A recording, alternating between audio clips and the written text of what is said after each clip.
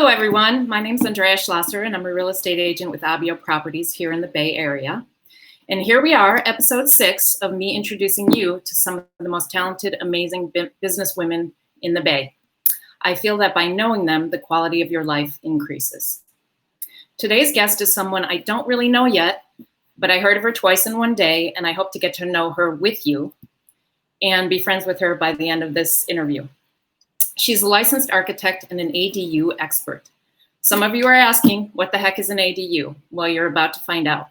Welcome, Carrie Shores Diller of Inspired ADUs. Thank you, Andrea. Thanks so much for having me. I'm super excited to have you here. Yeah. You know, ADUs are such a hot topic right now.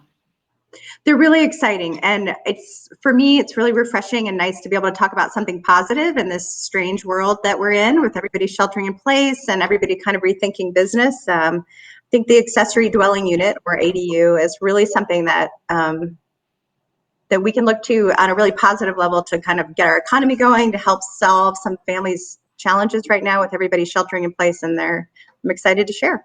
Yeah. Let's start by talking a little bit about your business, a little of the history of it, what drew you to it, where it is, what you offer. Yeah, for sure. So I am a co-owner of Larson Shores Architects with my business partner, Josh Larson. He and I went to Cal together for our master's degree and then went our separate ways for a little while. But then I launched the firm in 2003. Josh and I started working on kind of really understanding like what we're trying to leave behind as architects. Like, it's really fun to do the high-end houses and it's great to help those clients realize their dreams, but we also wanted to know, like, what are we really contributing as architects? And so actually in 2007, 2008, in the last recession, we had happened to be doing some business planning and we started talking about multi-generational living. We were trying to figure out, at that time we were younger and thinking about having kids of our own, and we were starting to think, okay, if we're going to be our own business owners and have children and afford the Bay Area, like, we're going to need some free help. And so it started us talking about family as a way of like pooling our resources, and that led us to the idea of the multiple generations living together, but the importance of them having their own space. You know, there's always that guilt that in-laws feel or parents feel of like being in your space and intruding, but at the same time, you really need their help with just managing life today. And so that's really what started us working on this. Josh's family is in Texas and my family was in Florida. So you start to ask yourself, like, okay, if you're going to make a space for your family to move, like, you're going to try to only do it once. And so the idea is like, okay, can we make this an age in place cottage, right? Could we make this backyard unit somewhere someone could stay as independent as possible, as long as possible? And for us at that age, we were 30 something, kind of super excited about talking about aging in place. And we were really, nobody really wants to talk about aging. It turns out it's not a fun topic for people. And that led us as architects to look at senior housing and think, well, why are people so afraid of this? And that did not take long to figure out. The senior housing was so institutional, so ugly, such an afterthought. And we really heard adult kids say to their parents, oh, we'll put up these grab bars, but don't worry, when you're gone, we'll take them off and just restore the house to its beautiful state. Well, nobody wants to use that grab bar after it gets that association to it. Yeah. So that's where we've really challenged ourselves to make all of our cottages accessible. And we feel like that's good if you threw out your back, or it's good if you're trying to wash your dog, or it's good if you're open to thinking about aging in place. And I think COVID and the scary things that have been happening in nursing homes have actually started a lot of positive conversations about these ADUs as alternatives for aging in place. And I think it's great to it's unfortunate that it's under this lens that we have to start the conversation, but at least we're getting people to think about things differently and understand that through beautiful design, we can actually make really beautiful spaces for people that are, multifunctional. I think that is one of the more interesting applications of ADUs for me. And I hear some of my friends talk about doing that with their parents. I think it's great because, like you said, in this moment, senior homes don't feel very safe, and I just think it's a great option for people. And I think we're always so, especially in the Bay Area, so creative because the housing prices are through the roof. So people are always coming up with new ways here, you know? Right. Yeah. Exactly. Yeah. So, you know, unlike my other interviewees, your business is thriving right now. Yeah, we're feeling very grateful that all of our staff is fully gainfully employed. And there's a couple things that happened. In January of this year, there were about 6 new legislative pieces that went into effect to make ADUs easier. So in California right now, by right, everyone has the right to build an 800 square foot ADU. Now, that's not going to make the most sense for some people with really small yards, but what the laws say is that lot coverage, floor area ratio, minimum open space, any of those things that historically restricted how much you could build in your backyard are completely waived until you get to that 800 square feet threshold. The other cool thing is all of the side and rear setbacks throughout the whole state are reduced to 4 feet. Wow. And the cities cannot, I repeat, cannot make you go to design review. So no scary yellow sign out front, no neighbors that you loved for years that all of a sudden now have slowed down your projects. It's the ADU is something the state acknowledged could really help us solve the housing crisis. Yep. And so what they've said is like, they've been giving the cities time to kind of adapt and be more proactive. And eventually they just said, okay, cities, knock it off. This is the way we're going. Housing unit. And these ADUs are a smart, sustainable way for us to grow because the land's already paid for, right? You already have a house, you already have fire departments, schools, roads, et cetera. So it's a really smart way for us to grow. And so these laws went into effect January 1. So we're already getting a lot more calls about doing ADUs. People, I think it's in the media a lot more. You're seeing a lot more articles about the value of adding these units. But then with shelter in place, I mean, we have 2 main categories. I think we have young professionals who now find themselves at home, 2 people trying to work out of a house while toddlers are climbing around, climbing in and out of Zoom calls. And it's really hard to manage, to be on these calls.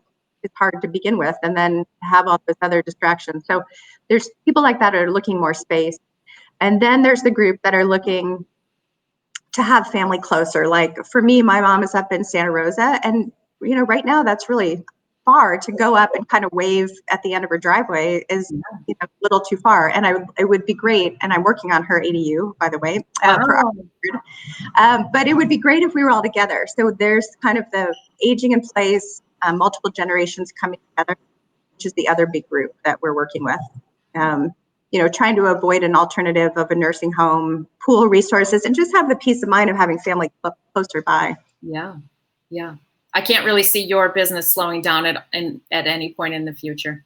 Yeah, well, I really hope it's, I think the positive thing is that how we started to have conversations that 6 months ago seemed really hard, but now in light of the world, they're not hard anymore. And they're actually, you're starting to see a lot more people in this arena too. So you're seeing new products come out, new modular and prefab products that are exciting and interesting. And so I think if we can use this kind of switch of how we're looking at planning for the future into something more positive and creative, and then it's also something that can help you with income because a lot of people are in really difficult economic times. So, if you have had your property a long time and you have equity in it, this is a great thing to do that you can rent out immediately and start to have an assistance. We also have a lot of people actually who have a big home. They don't really use all of it anymore.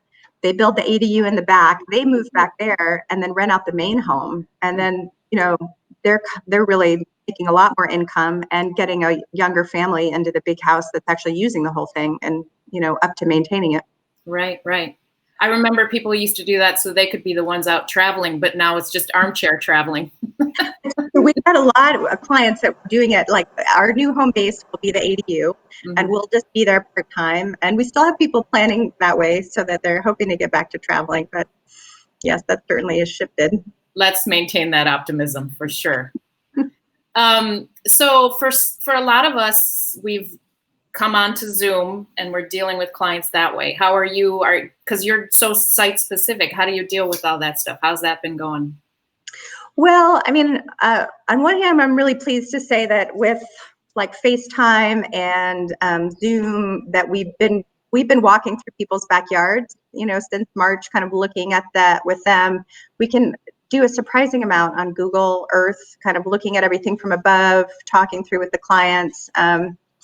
So it's been interesting in that I feel like we're all of a sudden able to serve a larger group than I thought we would have because of geography. And then the other nice thing of late is that it's been really nice and pretty easy to social distance because we're typically in somebody's backyard, right? So our team has masks on, we're spread out. We always sanitize before we go to the site, but it's at least for me, I love, connecting with people. And there's something as, nice as the Zoom calls and happy hours are with friends and family. It's just not the same energy as being around other people. So we have started kind of going back out into the field because being in the backyard is feeling safe. I also think that the construction of these ADUs is something that could really help our economy keep going because it's a lot more viable right now that you're going to build a detached ADU in your structure while your home is safe and you don't have people coming in and out of your house. I mean, the reality of doing a kitchen remodel in the near future is, probably slim to none. But these are ways that we can keep our contractors working and keep our lumber yards and our materials and everything moving. So I'm optimistic that they could help kind of pull us out of some of this potential recession. Really good point. I hadn't really even thought of that, but yeah, that makes perfect sense. So how have there been any silver linings for you with this besides obviously the good business that you're having right now? Well, there's a couple of interesting things. I mean, I think we've gotten, we started our ADU business in 2008. We've always done it out of a real passion because we really think these units could really help change our housing world. So we've always done it out of passion, but it's not always been a profitable arena for us because it's always been difficult. Not everybody could have one. There were different codes that limited it. And so it's been really fun now. We've gotten a lot of clarity during the shelter in place. We've really gone deep into the business and really tried to take our years of experience and put them into really clear communications. We've got a lot of great handouts now. We've been doing a lot of YouTube videos to kind of help explain everything to clients. So we've gotten a lot of clarity on kind of what we're offering and how we can help people. And then the other silver lining is that because most of our cottages we've been designing and building are for families and they've been multi-generational living, we now know and are talking to clients who before had, a mom down in the peninsula and the adult kids were up here in the Bay, and right now they would have been isolated from one another. But now we know that they're all on the same property. They have their separate spaces and they're safe and healthy, but they can come together in the yard. They can see each other every day, and just kind of thinking about the families together and knowing that they're in, just the luck of their timing is that they were proactive planners and they put something into effect, and now they're in a healthy space that's really supportive to this, world we couldn't have necessarily imagined or planned for. So that's really fun to think about.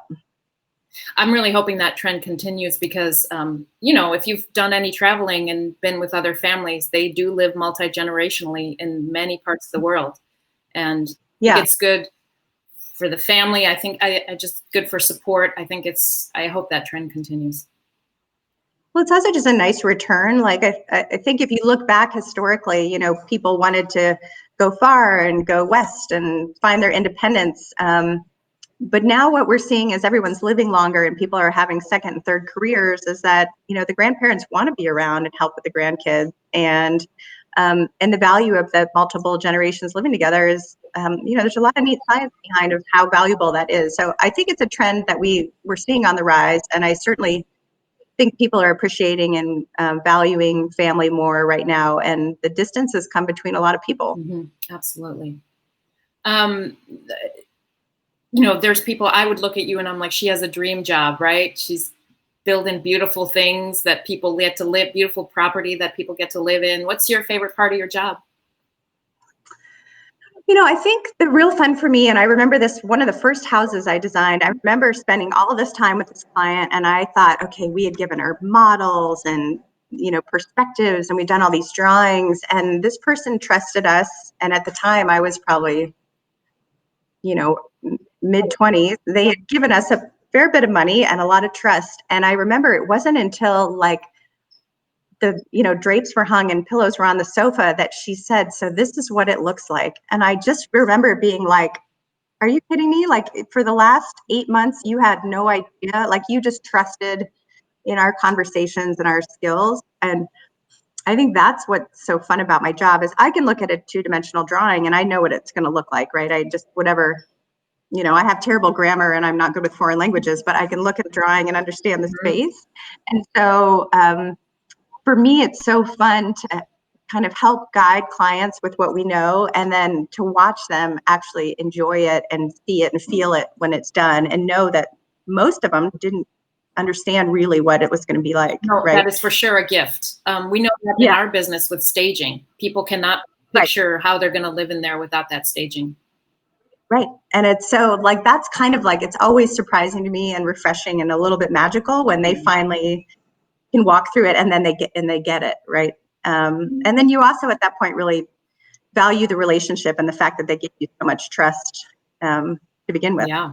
So, well, so you were probably building a detached unit for them, because there's so many different types of ADUs. Can you talk a little bit about that? Because I think people get there, they just think there's only the converted garage, right? Yeah. So there's, I think, about 5 categories, and then we can talk a little bit about kind of how you can realize them too. But what can be the simplest is the detached garage. So that's a detached ADU. That's the freestanding structure in the backyard that you kind of think of when you look at a little cottage. What's easy about that is that it just doesn't touch the main house. If one of the other options is to do an attached ADU, which means you're going to kind of somehow connect the main house and the cottage together.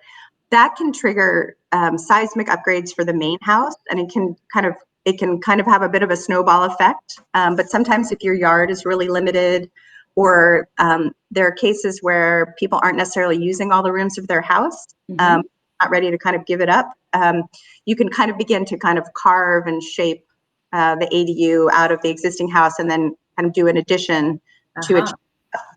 And then there's the garage conversion. And I will say, I like to say I'm a recovering optimist, but I feel like I'm such a dream killer with the garage conversion. So many people think, okay, I've got a garage. It was built in 1920s, and I can just add a little bit of money and make that an accessory dwelling unit. And the sad truth is that if you look down and your floor is cracked, and if you can see daylight through your garage, you're probably going to rebuild that whole structure. And it's going to cost just as much as building a new one. So I'll just get some of that heartbreak out here so we can educate people. And then we've got a detached, we've got an attached, we've got a garage conversion. And then there's something more new called a junior ADU. A junior ADU is has to be within the volume of your main property. So let's say you had an extra bedroom, or you can take a garage, you can convert that to a junior ADU, which can have everything that a main ADU has. It can have a bathroom, a kitchenette, and a sleeping area, but it can also share a bathroom and have its own kitchenette. Okay. So technically, with the new laws, you can have, every property can have a junior ADU and an ADU. So you can kind of, the way it's looking right now, you can take a single family home and make it into a triplex in a lot of cases. So interesting when we get back into that kind of the economics and looking at income. And then the one I did forget is either the basement conversion or the attic conversion. You can kind of convert those sections of the house to make an ADU. If you're thinking about that, if you have a basement that has legal head height, which in most of our area is 7 feet, in Oakland, for whatever reason, it's 7'6". If you have the head height, that can be a really affordable way to add an ADU. if you don't have a head height, you should just go to the detached backyard, because then you're looking at excavating down, undermining your foundation, or lifting up, and that just is going to add a big price tag to it. So sometimes that can be a really great way to get an ADU, and other times that it should be skipped. Yeah. Yeah. Yeah. You know, people often have great ideas, and I'm wondering if there's something you can tell the people who are watching about, like, mistakes that they might benefit from hearing about, mistakes other builders have made. Right. I think one of the hard things about ADUs is that they are expensive. You're going to build a whole house on a small footprint, and so the cost per square foot of an ADU is a more than you're going to hope it's going to be. Like in the Bay Area, we're seeing like $500 to $650 a square foot, and that's a big thing to swallow. Yeah. But it's the first 300 to 400 square feet that's the most expensive. So oftentimes clients are coming to us and they say, okay, we just want to do the smallest ADU we can do. And the truth is, if they can fit 500 square feet, 600 square feet, they're going to get a better cost per square foot, a better rental return. And, it is a commitment to do these. So I think one area where people can get a little hasty is they really think like the smaller they go is better. And I think we've proven that's not necessarily true. The smaller ones, you kind of have to pay for the foundation, the heating system, the kitchen, the roof, the bathroom. You have to pay for all the expensive pieces. And then if you can start adding a little more square footage that doesn't have a lot of cost on there, that really helps. It's also, this is true with all of our clients, is that sometimes people think they're going to start a new project and they're just going to live a different way. And that's just, we're not going to reteach ourselves mostly at these ages. So designing for really how you live, and then designing for the things you really love that make you have a home, right? With these small houses, you really want to value built-ins and storage and figuring out like the best way to really find all the things you love. And that's where we can come in and help be creative. Like we often have a built-in bench around our dining room table, and that lets us have storage all around. But we often have this moment where kind of the kitchen peninsula and the bench meet, and that's where we have a little nook, and it has plugs in it, and that's where your laptop can get stowed, and then you can get it out and work at the table and kind of have a nice zone, but you have a way to put it away, so really thinking about the flexibility. And I think don't be afraid to ask a lot of your space, right? You're living in a smaller space, so you want it to perform in a multitude of ways to really support how you're going to live now and how people in the future are going to use it. Yeah, absolutely. So being so busy, how long can people expect a time? Like, what is a realistic timeline for getting an ADU? So for a conventional delivery, so thinking of working with an architect and a contractor, what we've done to help expedite things is that we have pre-designed plans. So if we have a cottage that's living well for someone, we put it into our plan set collection. Those drawings, we can work with clients to kind of figure out how to locate the ADU, if we rotate it or flip it or mirror it, but then we can fast track the permitting process. So for us, that permitting can be done in 1 to 2 months. The new state law says that every city has to approve an ADU permit once it's deemed complete in 2 months. No more time than that. And then construction of them is a really reasonable time. So if you're using a conventional system, it's 4 to 6 months. And then we're pretty excited. We're going to be launching a modular unit. Probably in about 5 or 6 months, it'll be ready and in the field. The modular is going to go faster. Everybody likes to say it's only going to be 2 weeks in your backyard. Probably not 100% true. You have to build a foundation, you have to put your utilities, and then you have to place the unit and connect it. So that really, what the modular is going to do for families, whether you use us or someone else, is it's going to minimize the amount of time in your yard. But you still have to get on the order schedule. You still have to get local approvals. It'll be approved at the state, but you'll get local approval. So it'll speed it up. The biggest thing the modulars are going to do is help people with price point. It's going to bring down that construction quite a bit. But the challenge with that too is that not every site can have modular, right? There's power lines or trees. a lot of things in the front yard that would maybe prevent a crane from dropping a house into your backyard. So it's going to be a good solution for some, but not everybody. So we're still working on a couple other strategies to help with pricing and speed. That's cool that you're going to be offering that. That's exciting for you. Yeah, it's been really exciting. Yeah. So some of my other interviewees were offering discounts at this time, and I know that's not really how you operate, but what can clients expect when they reach out to you? So we always, like on our website at inspiredadus.com, we have a link where you can go ahead and just schedule a complimentary call with us. You can put in your address. That way we can look it up ahead of time. We can either do a phone call or a Zoom call so that we can talk to you about how that, like what your options are, whether you could use one of our pre-designed plans and kind of fast track things, or whether we need to do something custom for you. And some clients still want to do something custom, and we're full service architecture, so we can help with that. So that's always complimentary. And then one thing I think we could do for your audience is that we offer something called a site assessment, where we draft up the property using the county assessor's map and then also Google Earth. So it's not a bulletproof exercise, but it's usually very informative. We can draw up the backyard, and then we pop our existing plans into the yard, and then we have a video call with clients to say, look, you can fit a 2-bedroom, 2-bath in your yard. It's going to be about this square footage, and here's how big it feels in the yard. Does that feel too intrusive? Does it feel like you have enough privacy? We can kind of talk about access and flow, and kind of how to maximize. I think it's really critical to design for privacy, just so when you have more flexibility and use later, that it works. So that site assessment we typically offer for $500, and I think we'd be happy to offer it to your audience at a discounted rate of $450, and let people kind of. We do have a YouTube video on our YouTube page that kind of walks through the site assessment, shows what it looks like and what you get. And it's just a really helpful tool to help people visualize. Yeah, absolutely. So I heard that cities are fast tracking these now. It used to take like 2 years of permit or hearings and to get these permits. I heard they have to respond within 60 days. Is that true still? Yeah, they have to completely approve.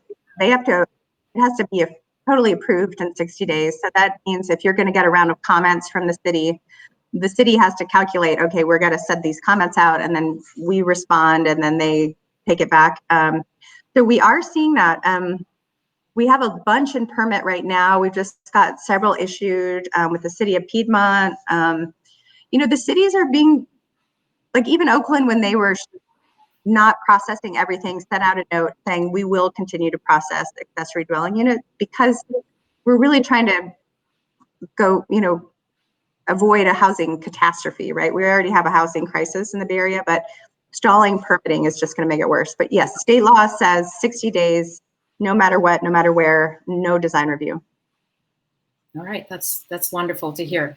I feel like we could talk all afternoon. I know. You have to stop me sometimes. We did touch on some really important benefits.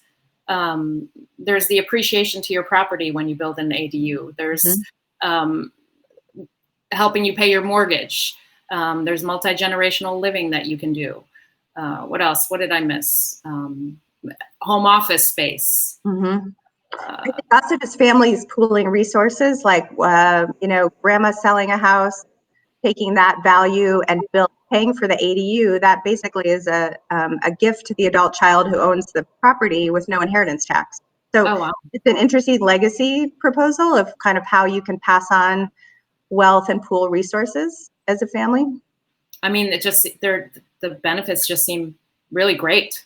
Yeah, and families people need to be open. There's going to be a sticker shock because they're not inexpensive, but they can talk to professionals like you and talk about, like, when you put a listing up and it has a legitimate rental cottage in the back, that's worth a lot. Yeah. It's gold for sure. Yeah. Thank you so much for hanging out with me today. I hope I learned something. I hope everyone else did. And I really appreciate you taking the time today. Yeah, I enjoyed the conversation. Look forward to seeing you in person one day, hopefully soon. Yeah, that would be so great. Yeah. Having a coffee. That's right. Outside in the world. Thank you so much. Okay, Andrea, thanks. Bye.